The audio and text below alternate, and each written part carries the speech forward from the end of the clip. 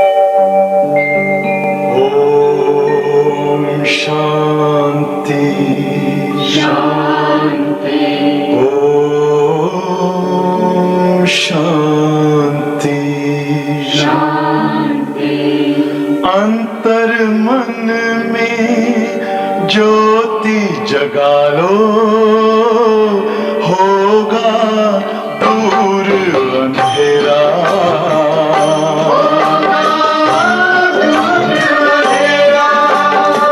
शिव का कर लो ध्यान, आ रहा पावन पुण्य सवेरा।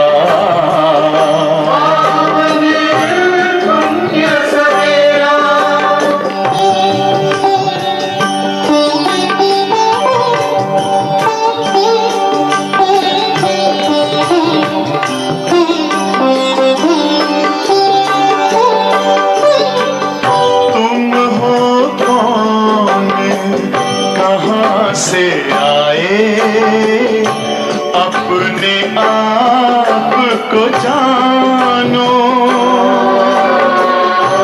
राजयोग के द्वारा अपना परम पिता पहचानो।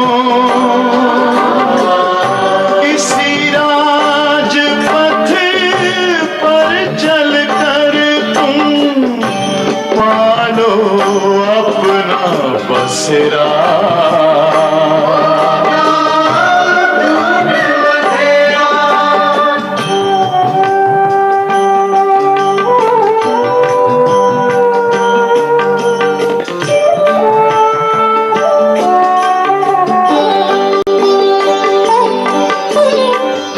तुम हो आत्मा तन से न्यारे, परमात्मा को प्यारे। दिव्य गुणों को धारण करके योगी बनो दुलारे। ज्योति बिंदु ही तोड़ेगा ये माया मोह का घेरा।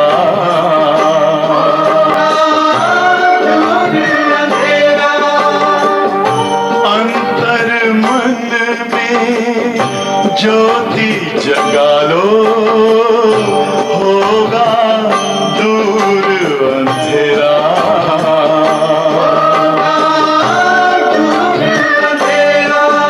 ओम शांति ओम शांति ओम शांति।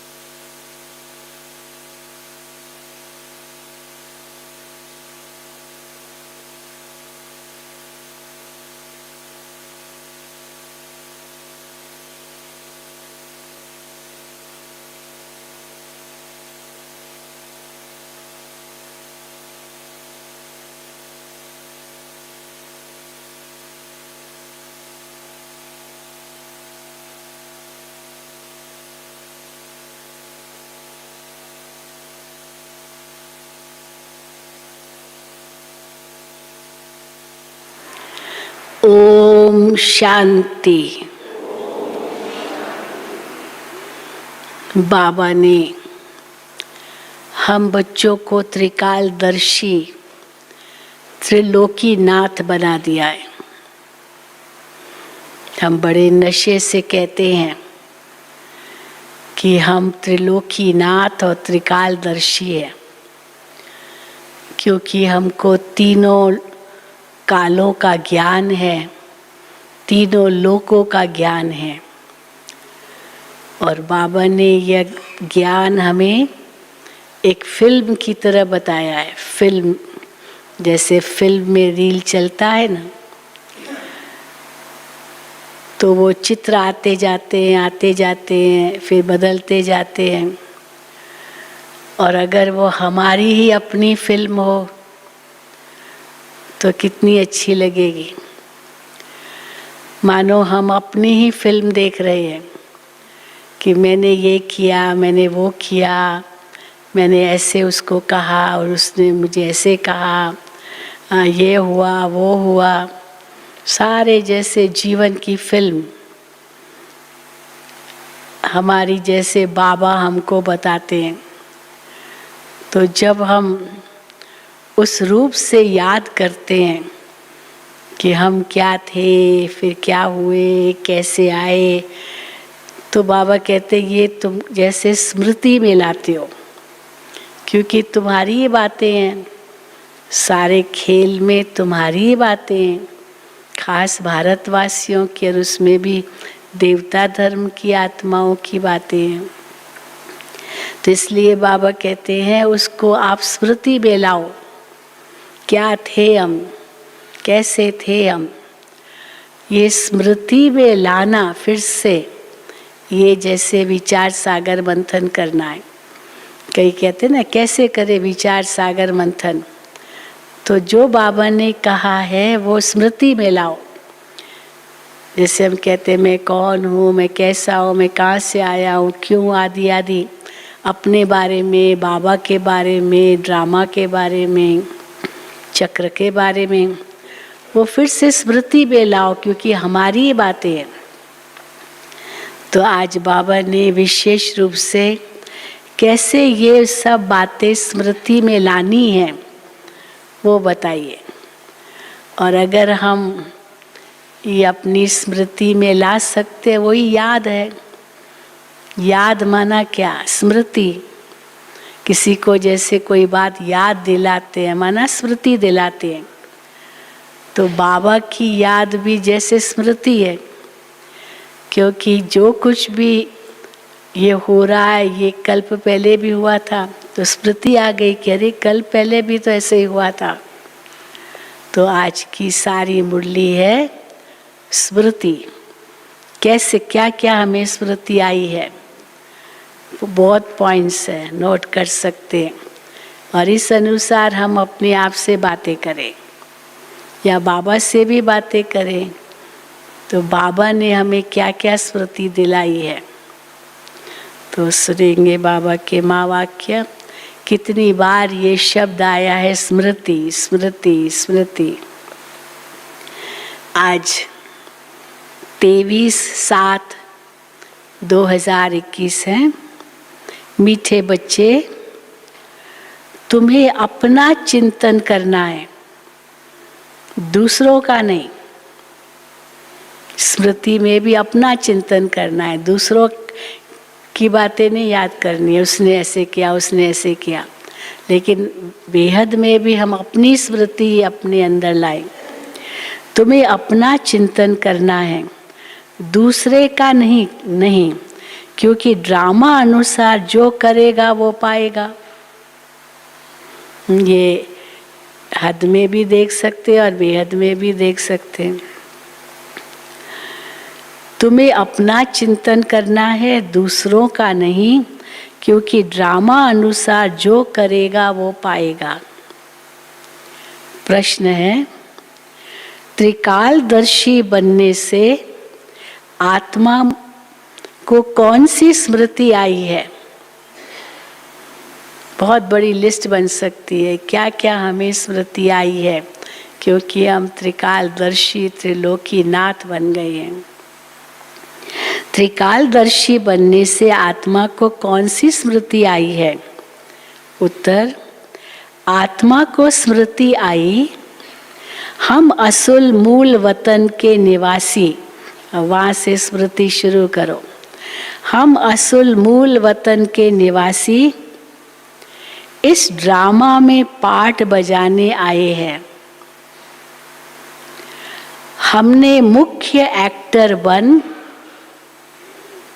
84 जन्मों का पार्ट बजाया।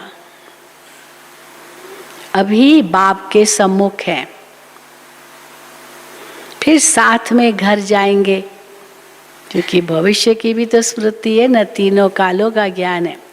तो फिर आगे क्या करेंगे? बाप के साथ घर जाएंगे। पावन बनकर घर जाना है, फिर सुख धाम में आना है। हम जानते हैं ये सब, तो इसलिए वो भी स्मृति में आ गया कि हम क्या करेंगे भविष्य में। पावन बनकर घर जाना है, फिर सुख धाम में आना है। ये सारा खेल भारत पर ही बना हुआ है। ये सारी स्मृति कैसे आई हमको?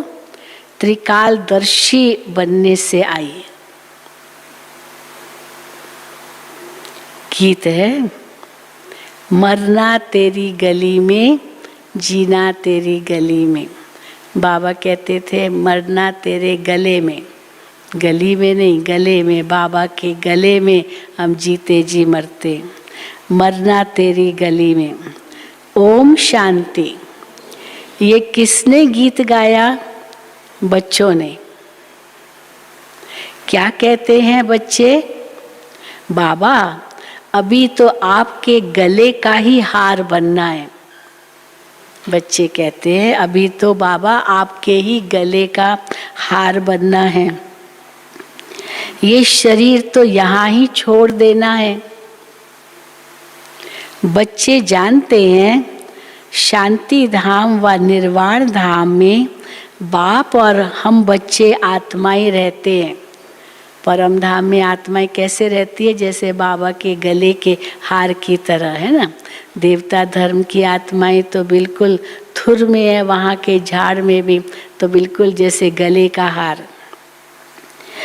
बाबा अभी तो आपके गले का ही हार बनना है, ये शरीर तो यहाँ ही छोड़ देना है।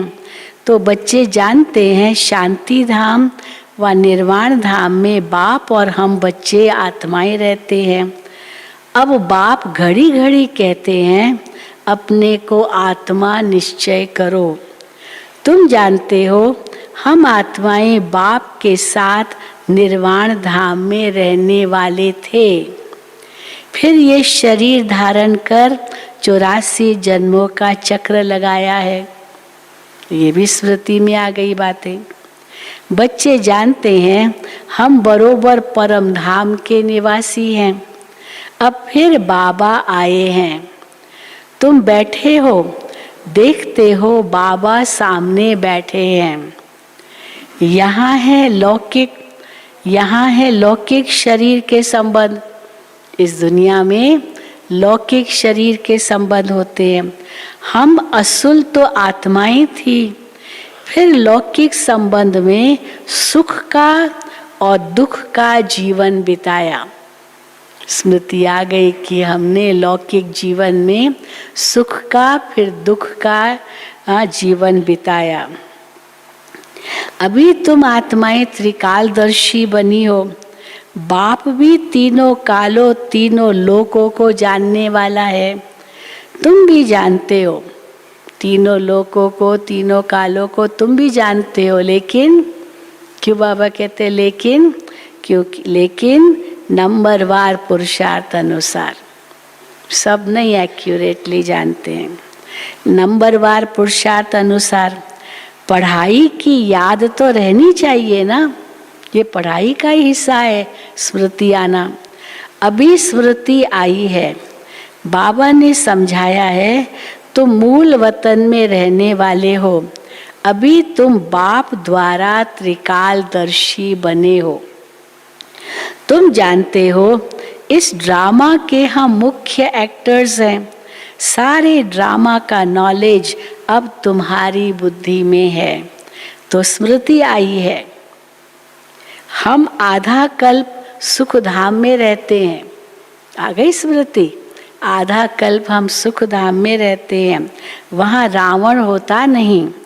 हम आत्माएं पूरे 84 जन्मों का चक्र लगाती हैं। अभी बाप सम्मुख बैठे हैं और फिर बाबा क्या कहते हैं, हाँ, बच्चे बाप के सम्मुख बैठे हैं और बच्चे बाप को कहते हैं, बाबा आपकी श्रीमत पर चल, हम आपके साथ चलेंगे। आपकी श्रीमत पर चल, पावन बनेंगे, फिर आपके साथ चलेंगे। तो जितना हो सके आपको याद करेंगे, ये बच्चे बाबा को कहते हैं, क्योंकि तभी पावन बनेंगे। जितना हो सके हम आपको याद करेंगे। तुम बच्चों को सारा दिन यही ख्याल में रहना चाहिए, जबकि त्रिकालदर्शी बने हो, मिल गया तीनों कालों का ज्ञान, तो यही स्मृति में रहना चाहिए हर वक्त। जबकि त्रिकालदर्शी बने हो, ऊंचते ऊंच है भगवान, उनके साथ तुम बच्चे भी ऊंचते ऊंच रहने वाले हो। तो कहाँ से स्मृति शुरू करनी है? परम धाम में हम कैसे थे, वो स्मृति आ गई। हम परम धाम में बाबा के गले का हार थे, बाबा के बहुत नज़दीक थे, एकदम नज़दीक मणका बाबा के गले के हार में। तो बाबा कहते हैं, उनके साथ तुम बच्चे भी ऊंचते ऊंच रहने वाले हो। अभी तुम बच्चों को घर की याद आई है। हम पवित्र बन अपने परम धाम घर जाएंगे। बाप शिव की पूजा होती है तो शालिग्रामों की भी पूजा होती है। बाप ही आकर आत्माओं को पावन बनाते हैं। आत्माओं को पवित्र बनाने वाला एक ही बाप है और कोई बना न सके, सिवाय बाप के और कोई भी किसी भी आत्मा को पवित्र बना नहीं सकता। अभी तुम सारे ड्रामा के खेल को जान चुके हो, समझते हो भारत पर ही सारा खेल बना हुआ है। भारत का उत्थान है तो सारे विश्व का है, भारत का पतन है तो सारे विश्व का पतन है। तो समझते हो भारत पर ही खेल बना हुआ है। तो अब तुम बच्चों को बाप सम्मुख बैठ समझाते हैं। हर एक जीव की आत्मा जानती है, हम सब, हाँ, जीव, ये शरीर के अंदर एक आत्मा है, तो हर एक जीव की आत्मा जानती है कि बाबा ज्ञान का सागर है। उसको भक्ति मार्ग में बुलाते आए हो और प्रतिज्ञा करते आए हो। की थी ये प्रतिज्ञा बाबा के सामने भक्ति मार्ग में, क्या बाबा आप आएंगे तो हम ज़रूर आपकी मत पर चलेंगे। याद आता है ये भक्ति मार्ग में आपने प्रतिज्ञा की थी भगवान के आगे कि आप आएंगे तो हम आपकी मत पर चलेंगे। ये कोई लौकिक संबंध की बात नहीं है, कोई लौकिक मनुष्य नहीं मुझे हमें मत देता है, ये लौकिक संबंध की बात नहीं है। तुमको देही अभिमानी बन ये ख्याल रखना है कि हमको एक बेहद के बाप की श्रीमत पर चलना है, उनका ही मानना है। ये बहुत बड़ी बात है, चैलेंज है कि कोई कितना भी कुछ कहे, हमको तो उस बाप का ही मानना है और किसी का नहीं। हमको तो उनका ही मानना है ना। कई ऐसी प्रतिज्ञाएं करती है माताएं, फिर चाहे कितने भी उनको सितम सहन करने पड़े, वो कहेंगे कुछ भी हो जाए, हमने भगवान से प्रतिज्ञा की है, हम इस प्रतिज्ञा को तोड़ेंगे नहीं, भगवान जो कहेंगे वही हम करेंगे। तो बड़ी दृढ़ होती है। तो बाबा कहते हैं कि उनका ही मानना है। ये बच्चे कहते हैं, वो तो बहुत सहज समझाते हैं, बाबा कोई कठिन मेहनत नहीं देते, वो तो बहुत सहज समझाते हैं। तुम्हारा अब तीसरा नेत्र ज्ञान का खुल गया है। अब तीसरा नेत्र खुल गया है तो तीनों काल, तीनों लोक हम बहुत अच्छी तरह से देख सकते हैं और फिर से वो स्मृतियाँ ला सकते हैं। ये ज्ञान तुमको यहाँ है।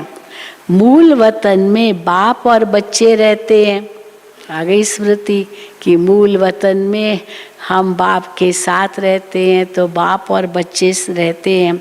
वहाँ ये किसको पता नहीं रहता, वहाँ ये पता रहेगा हम शिव बाबा के साथ हैं, आत्माओं को पता रहेगा हम शिव बाबा के साथ हैं। वहाँ तो क्या स्मृति होगी, बस वहाँ तो बिल्कुल जैसे सोई जाएंगे ना, एकदम विश्राम को पाएंगे, तो वहाँ तो कुछ भी स्मृति नहीं होगी, सारी स्मृतियाँ यहाँ की है। वहाँ ये किसको पता नहीं रहता परम धाम में। अभी तुम बच्चों को बाप अपना अंत देते हैं, अपना अंत देते हैं, क्या बाप करता है क्या नहीं करता, कैसे करता, वो सारा अंत माना सब कुछ बच्चों को अपनी सीक्रेट्स बता देते हैं, अपना अंत देते हैं। वही ज्ञान का सागर है। और कोई सत्संगों में ऐसे नहीं कहेंगे कि बाबा हम आत्माओं को पढ़ाते हैं, भगवान हम आत्माओं को पढ़ाते हैं, ये कोई किसी सत्संग में ऐसे नहीं कहेंगे। ये तो तुम ही जानते हो। तो घड़ी घड़ी तुमको कहना पड़ता है देही अभिमानी बनो। वहाँ तो देह अभिमानी होकर के बैठते हैं, मैं फलाने गुरु से सुन रहा हूँ, लेकिन यहाँ बाबा को बार बार कहना पड़ता है देही अभिमानी बनो, आत्मा समझकर सुनो, क्योंकि परमात्मा बाप सुना रहे हैं। तो घड़ी घड़ी कहना पड़ता है देही अभिमानी बनो। आत्मा इस ड्रामा में एक्टर है, पार्ट बजाती है। हम आत्मा ने चोला लिया है, वो एक्टर्स तो कपड़े बदलते हैं। वो एक्टर्स जो हद के ड्रामा में पार्ट बजाते हैं वो तो अपने कपड़े बदलते हैं, और हम चोला बदलते हैं। हम भी एक्टर्स हैं, परंतु शरीर रूपी चोला बदलते हैं, और वो तो केवल कपड़े बदलते हैं। वो एक्टर्स कपड़े बदलते हैं और हम एक्टर्स चोला रूपी कपड़ा बदलते हैं, शरीर रूपी चोला बदलते हैं। तुम आत्माएं निराकारी दुनिया से यहाँ आकर ये शरीर रूपी चोला लेती हो। ये भी स्मृति आई है कि हम निराकारी दुनिया में तो ये देह रूपी वस्त्र के साथ नहीं थे, फिर यहाँ आए तब ये देह रूपी चोला लिया। तुम आत्माएं निराकारी दुनिया से यहाँ आकर ये शरीर रूपी चोला लेती हो। वो सिर्फ अपने कपड़े बदलते हैं, वो एक्टर्स हद के। हम आत्माओं को बाबा फिर से आकर राजयोग सिखला रहे हैं। अब तुम बच्चे समझते हो बाबा आया हुआ है, तो क्या करना है, बाबा आया हुआ है तो ज़रूर हम बाबा के मददगार बनेंगे। भगवान खुद कह रहे हैं हमारा मददगार बनो। तो कौन ऐसा होगा जो कहेगा हम नहीं बनेंगे मददगार। और बहुत बड़ा ऑफर दे रहे हैं, क्या मैं तुमको बनाऊंगा अगर मेरे मददगार बने तो ज़रूर मददगार बनेंगे। तो हम आत्माओं को बाबा फिर से, बाबा आया हुआ है तो ज़रूर हम बाबा के मददगार बनेंगे। पवित्र बन और सारे भारत को पवित्र बनाएंगे। ये है मददगार बनना। पवित्र बन और सारे भारत को पवित्र बनाएंगे, खास भारत और आम सारी दुनिया। हमको श्रीमत पर ही चलना है। तो श्रीमत कहती है बाप को याद करना है, जो करेंगे वो पाएंगे। अब ये बाबा को याद नहीं कर रहा है, ये अमृत वेला नहीं उठता है, ये योग नहीं करता है। अब बाबा कहते हैं दूसरों के परपंच में मत जाओ, तुमको करना है। हाँ, जो बाबा कहते बस तुम करो, जो करेंगे वो पाएंगे। सब तो नहीं आकर के पुरुषार्थ करेंगे। लौकिक को भी हम समझाते, वो मानते नहीं है। बाबा कहते सब तो आकर पुरुषार्थ करेंगे भी नहीं, सब तो आकर पुरुषार्थ नहीं करेंगे। जिन्होंने कल्प पहले पुरुषार्थ किया है वो ही करेंगे। कई बार हाँ बहनें बताती है, हमको इतना गुस्सा आता है, बच्चे उठते नहीं है, पति उठता नहीं है सवेरे। मैं सबको कहती उठो अमृत वेला योग करो, उठता ही नहीं है बहन जी, मैं क्या करूं। हाँ तो बाबा कहते हैं कि इसमें दुखी थोड़ी होना है, बस आप उनको समझाओ, नहीं समझते छोड़ दो, इसमें क्या है, आप उनके पीछे नहीं पड़ो। तो तो बाबा कहते हैं जिन्होंने कल्प पहले पुरुषार्थ किया है वही करेंगे, अभी वापिस जाना है, इसलिए पुरुषार्थ कर पवित्र जरूर बनना है। हम ऊपर मूल वतन में रहने वाले हैं, पहले पहले हम स्वर्ग में आए थे, फिर सीढ़ी नीचे उतरते आए। बाप समझाते भी भारतवासियों को है, वैसे तो सबको समझाते लेकिन खास भारतवासियों को, क्योंकि भारतवासी इतना ऊंचे चढ़ते हैं फिर उतरते हैं। भारत में ही आते हैं, याद भी भारत में करते हैं कि आकर हमें पावन बनाओ, शरीर धारण कर हमको श्रेष्ठ कर्म सिखलाओ। शरीर का नाम भी गाया हुआ है, शरीर धारण कर हमें श्रेष्ठ कर्म सिखलाओ। तो बाबा आते हैं और जिस शरीर में आकर श्रेष्ठ कर्म सिखलाते हैं उसका भी नाम बाला है, वो भी गायन में है। कौन सा है वो शरीर? ये भाग्यशाली रथ, भागीरथ। तो भागीरथ के द्वारा भगवान ने ज्ञान सुनाया, ये भाग्यशाली रथ है। तो बाप भी कहते हैं मैं साधारण तन में प्रवेश करता हूँ। आगे भी कहा था कल्प पहले, तुम बच्चों को अब स्मृति आई है। आगे क्या कहा था कि बरोबर 5000 वर्ष पहले भी बाबा ने यही कहा था और कोई भी ये बात नहीं बता सकते। इसी भाग्यशाली रथ में आया था, आपको श्रीमत दी थी, तो 5000 वर्ष पहले की बाबा स्मृति दिलाते।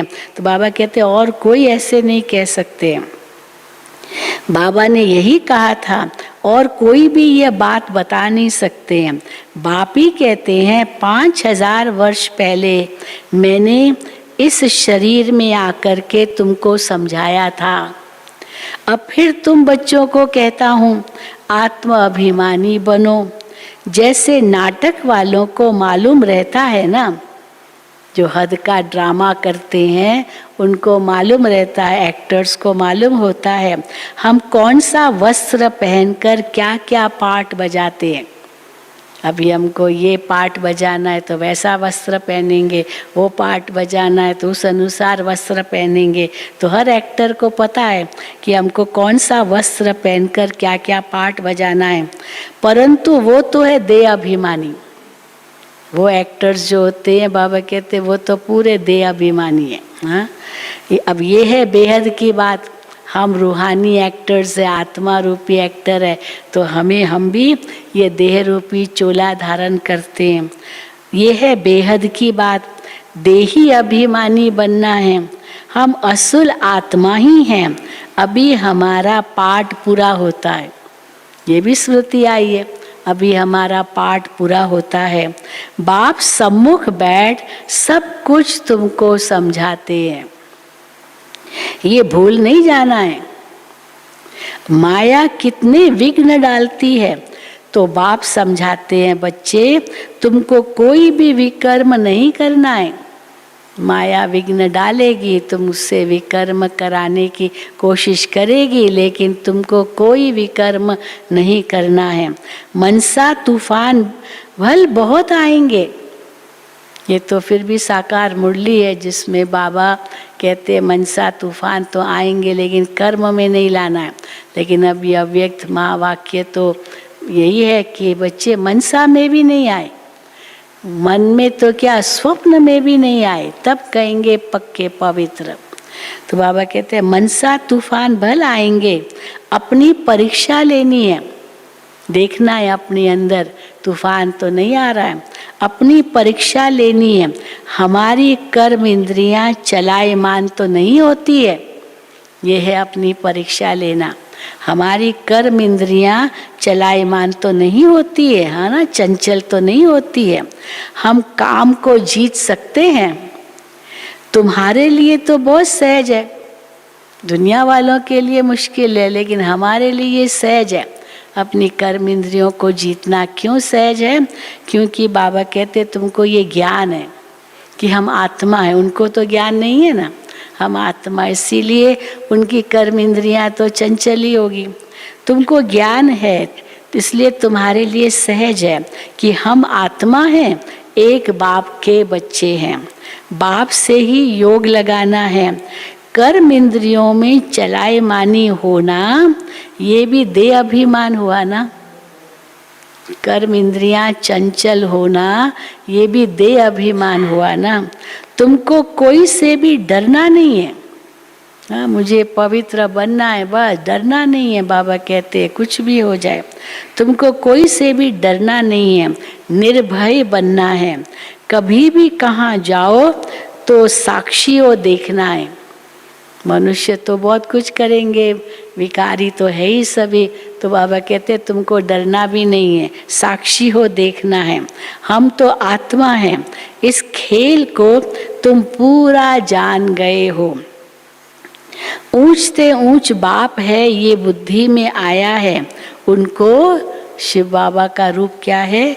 उनको बिंदी कहा जाता है। निराकारी दुनिया में आत्माओं का झाड़ है। बीज से झाड़ निकलता है, फिर नंबरवार पत्ते आते हैं। ये भी ऐसे है। शिव बाबा बीज, तो उसमें से 2 पत्ते पहले निकले। बीज से पहले 2 पत्ते निकलते हैं, तो शिव बाबा बीज से 2 पत्ते कौन से निकले? ब्रह्मा सरस्वती आदि रचना, फिर उनसे सारा झाड़। तो बाबा कहते हैं बीज से झाड़ निकलता है, फिर नंबरवार पत्ते आते हैं। ये भी ऐसे है। ऊपर से नंबरवार आत्माएं आती है। आत्मा प्रवेश कैसे करती है, निकलती कैसे है, ये कोई देख न सके। ये देख नहीं सकते कि आत्मा निकलती कैसे है, प्रवेश कैसे करती है। कई कोशिश करते हैं, लेकिन इन आँखों से तो देख ही नहीं सकते। तो बाबा कहते हैं ये कोई देख न सके। अब बाप समझाते हैं तुम्हारी आत्मा अब पतित हो गई है। होता है महसूस, हमारी आत्मा पतित हो गई है, उनको पावन बनाना है। इन द्वारा बाप बैठ समझाते हैं। बात तो कर्म इंद्रियों से करते हैं ना, शिव बाबा भी बात तो कर्म इंद्रियों से ही करेंगे। आत्मा बिंदी इसमें नहीं होती तो कर्म इंद्रियां कुछ भी कर नहीं सकती। तो इतनी छोटी बिंदी पर कितनी पावरफुल आत्मा, इतनी छोटी बिंदी पर कितनी पावरफुल। उनमें सारी नॉलेज है। क्या नई पावर है आत्मा में? सारी नॉलेज है। बाप ज्ञान का सागर है जो तुमको बैठ समझाते हैं। उनमें सारा ज्ञान है, ये भी उनका पाठ नूंदा हुआ है। सारा ज्ञान होना, ये भी उनका पाठ नूंदा हुआ है। तुम्हारी आत्मा में भी 84 जन्मों का पाठ है। तुम दुख सुख का पाठ बजाते हो, दुख में बहुत तकलीफ लेते हो। बाबा जानते हैं दुख में आत्माओं ने बहुत तकलीफ ली है। बाप कहते हैं मैं तो पुनर्जन्म में नहीं आता हूँ, तुम 84 जन्म लेते हो, मैं तो नहीं लेता हूँ।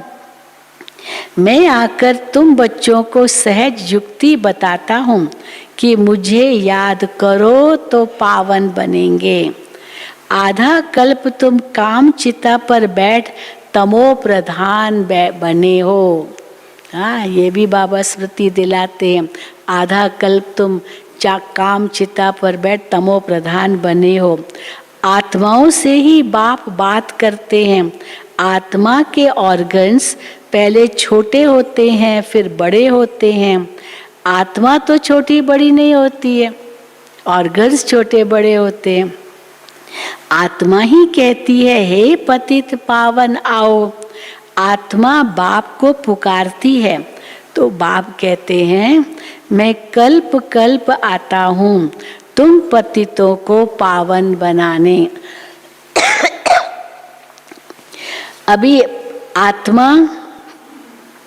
अभी तुम जानते हो आत्मा कैसे आती जाती है, कैसे शरीर में प्रवेश होती है, कैसे निकलती है, आती जाती है। मनुष्य बहुत माथा मारते हैं, देखे आत्मा कैसे निकलती है। परंतु किसको पता नहीं पड़ता। क्यों? क्योंकि आत्मा तो कितनी सूक्ष्म है, इन आँखों से तो देखी नहीं जा सकती। आत्मा अति सूक्ष्म है। छोटी सी आत्मा में कितना पार्ट है। जैसे बीज में सारा ज्ञान है, वो बीज है जड़, लेकिन सारे वृक्ष का उसमें ज्ञान है। बड़ का झाड़ होता है, उसका बीज कितना छोटा होता है, उनसे झाड़ कितना बड़ा लंबा निकलता है। कलकत्ते वाला बड़ का झाड़ कईयों ने देखा होगा, देखा है ना? जिन्होंने देखा है कलकत्ते का बड़ का झाड़ वो हाथ उठाएं। हाँ, बस थोड़ों ने देखा। वहाँ का बहुत बड़ा बोटैनिकल गार्डन है कलकत्ता में। हाँ, वहाँ इतना माइलों में है बड़ का झाड़, और उसकी जो शाखाएं हैं वो शाखाएं जाकर जड़ें लेती है और एक एक शाखा एक एक वृक्ष बन जाती है। और जो असली जो थुर है वो तो सड़ गया है। हम गए थे तो हमने कहा तो वो असली थुर हमको दिखाओ। हमको खास लेके गए थे दिखाने के लिए, उनका गाइड जो था तो हमको लेके गए थे। वो थुर जो था वो जैसे पेड़ को काटते ना, तो उसको तो काट दिया था, जड़ें तो उसकी थी लेकिन उसको काट दिया था, बस ऐसे ही था। बाकी सारा झाड़ पूरा इतना खड़ा था। और सबसे बड़ी बात तो हमको क्या बताई उसने कि ये जो जड़ें माना ये जो शाखाएं जाकर के फिर जड़ें बनती है, पेड़ बन जाती, ये सब पूर्व की ओर ही आ रही है, पश्चिम की तरफ नहीं, पूर्व की ओर ही वो शाखाएं बनती है। और अच्छी बात है कि पूर्व की ओर है, क्योंकि पश्चिम में तो दरवाज़ा ही है, वहाँ रोड के पास ही है, बहुत दूर भी नहीं है। एक तरफ का रोड, अगर दूसरे तरफ से जाएंगे तो बहुत चलना पड़ता है, लेकिन उस तरफ से जाएंगे तो वहाँ गेट के पास ही बहुत नज़दीक है, तो वो पश्चिम का तरफ है और सारी शाखाएं पूर्व की ओर ही जा रही है। तो देखो ये भी कैसे प्रकृति की करामत है। तो बाबा कहते हैं बड़ का वो कलकत्ता का बाबा कहते देखा होगा। हाँ, कलकत्ता वाला बड़ का झाड़ कईयों ने देखा होगा, बहुत बड़ा झाड़ है। अब उनका फाउंडेशन सारा सड़ गया है, बाकी झाड़ खड़ा है। ये भी ऐसे है। हाँ, देखो कैसे सारा फाउंडेशन सड़ गया है। देवी देवता धर्म जो थुर है, जो मेन ट्रंक है थुर है, वो तो सड़ गया है। एक भी देवता नहीं है यहाँ इस सृष्टि पर इस समय, क्योंकि वो धर्म ही खत्म हो गया ना। तो बाबा कहते हैं उनसे झाड़, देवता धर्म का फाउंडेशन है नहीं, झाड़ की भी अब जर्जरी भूत अवस्था है। ये भी तुम जानते हो, तब तो गवर्नमेंट को भी कहते हो हम इतने समय में दुनिया को पावन बनकर दिखाएंगे। मनुष्य इन बातों को समझते नहीं हैं। तुमको तो निश्चय है कि हम इस भारत को श्रेष्ठाचारी जरूर बनाएंगे, है ना? निश्चय, इस भारत को श्रेष्ठाचारी जरूर बनाएंगे, तब तो भ्रष्टाचारी दुनिया का विनाश होगा। ये जो चाहते हैं शांति हो जाए, आत्मा पाठ बजाते बजाते थक गई है, इसलिए पुकारती है हे शांति देवा, हमको शांति दो। आत्मा पाठ बजाते बजाते थक गई है। अब ये थोड़ी समझते हैं कि आत्मा तो है ही शांत स्वरूप, मांगनी थोड़ी होती है शांति, वो तो आपके पास ही है। पर ये थोड़ी समझते कि आत्मा शांत स्वरूप है। परंतु यहाँ आत्मा को कर्म इंद्रियों द्वारा कर्म तो जरूर करना ही है। शांति दो कहते हैं, ये किसको पता नहीं है कि शांति धाम अलग है, सुख धाम अलग है। सुख धाम में बहुत थोड़े मनुष्य होते हैं, वो है ही पवित्र दुनिया, वहाँ शांति तो कोई मांगते नहीं। पर सतयुग में कोई शांति मांगेंगे क्या? वहाँ जरूरत ही नहीं है ही शांति और सुख। वहाँ शांति तो कोई मांगते नहीं, कर्म तो वहाँ भी करते हैं, ऐसे नहीं कर्म करने से अशांति होती है, कर्म तो देवताएं भी करते हैं लेकिन उनको थोड़ी अशांति है। कर्म तो वहाँ भी करते हैं परंतु वहाँ अशांति नहीं होती।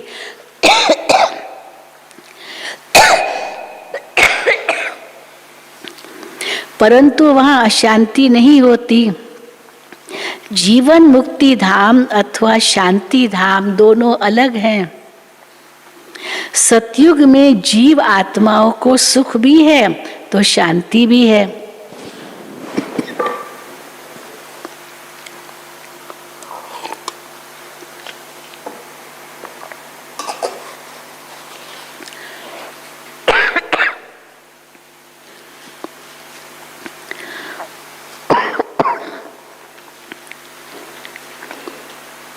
सॉरी, सतयुग में जीव आत्माओं को सुख भी है तो शांति भी है, एवर हेल्दी वेल्दी रहते हैं।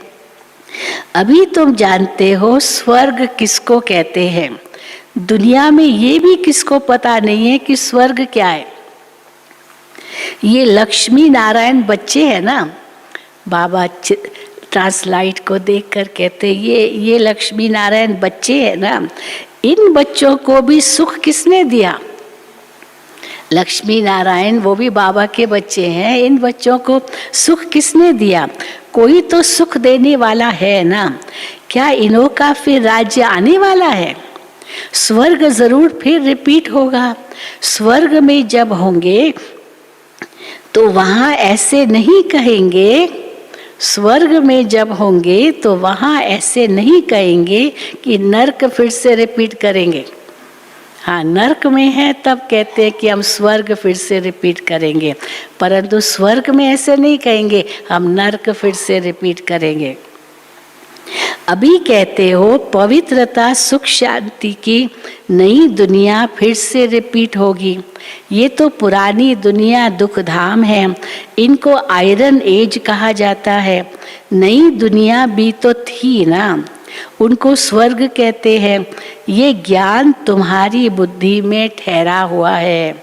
बरोबर हम फिर से देवी देवता बन रहे हैं। तुम्हारी एम ऑब्जेक्ट ही ये है।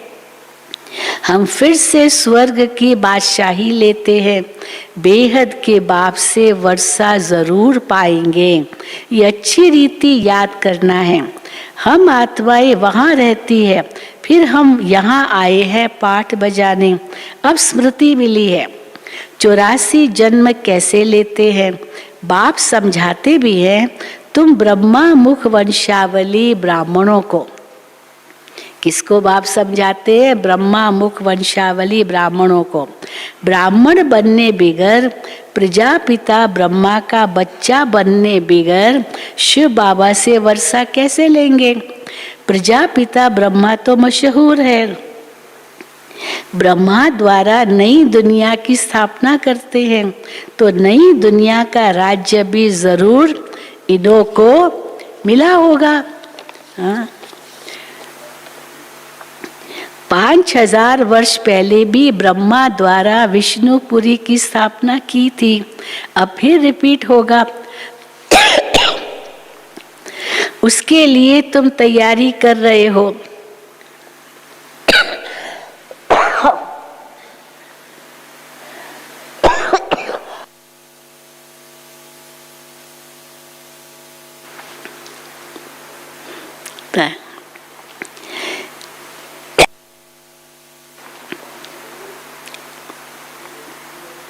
तो गर्म पानी देना भैया।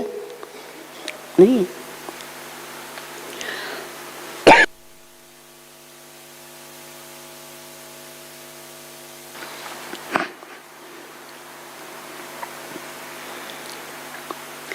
तो बाबा कहते हैं, कई बच्चे पूछते हैं, हाँ तो अब तुम फिर से तैयारी कर रहे हो, तो कई बच्चे पूछते हैं ड्रामा को बड़ा माने या पुरुषार्थ को बड़ा माने।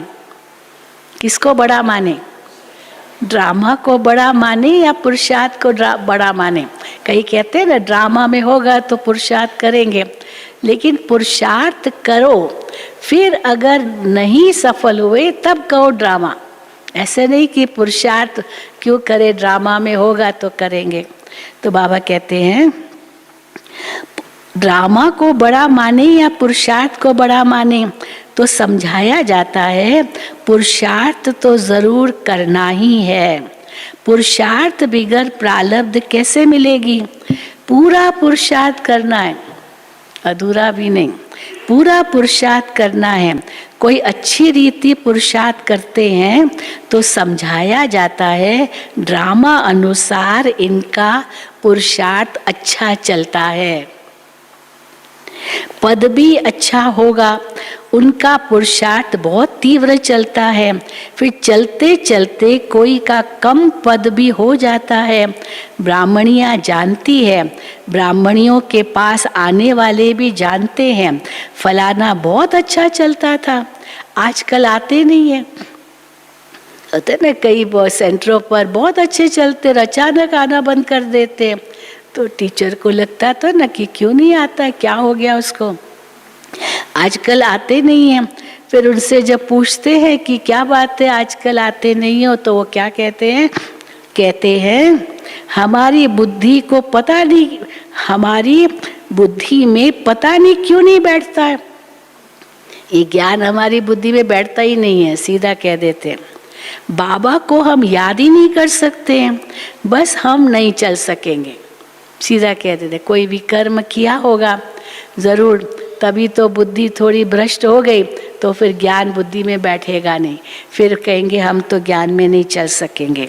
बड़ी मंजिल है, ऐसे ऐसे लिख देते हैं। तो मूल बात है ही निर्विकारी बनना, विकारों को छोड़ना बड़ा मुश्किल है। तुम जानते हो ड्रामा अनुसार कल्प पहले मिसल इनकी ऐसी अवस्था चली आ रही है। नहीं करेंगे पुरुषार्थ तो फिर कहने में आएगा ड्रामा अनुसार इनकी ऐसी अवस्था चली आ रही है। अच्छा, मीठे मीठे सिकील दे बच्चों प्रति माता पिता बाप दादा का याद प्यार और गुड मॉर्निंग। रूहानी बाप की रूहानी बच्चों को नमस्ते। हम रूहानी बच्चों की रूहानी बाप दादा को याद प्यार गुड मॉर्निंग और नमस्ते।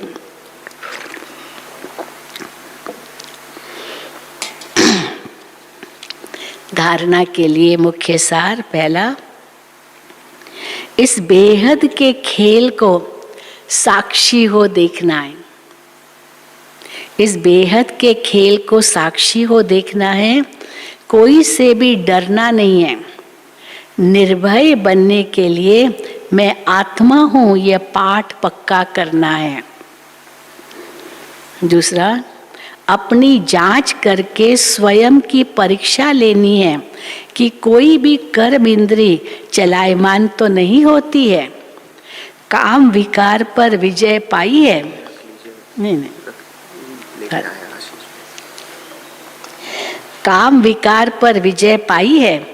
देही अभिमानी कहाँ तक बने हैं? वरदान, कंबाइंड स्वरूप की स्मृति और पोजीशन के नशे द्वारा कल्प कल्प के अधिकारी भव।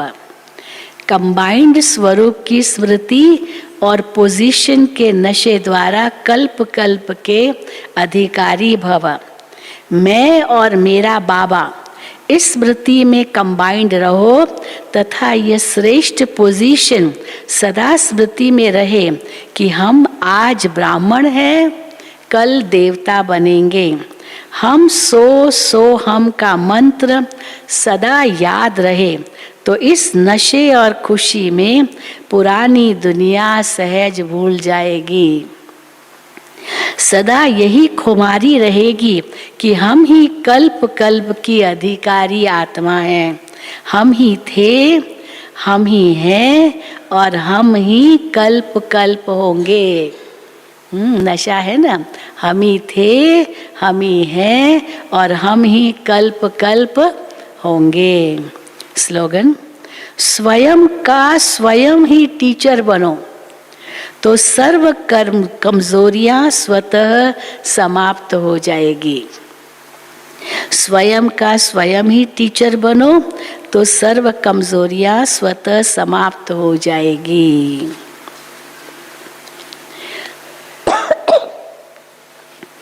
आज 23 तारीख है और दीदी की विशेषता फराक दिल के साथ इकोनॉमी का अवतार थी दीदी।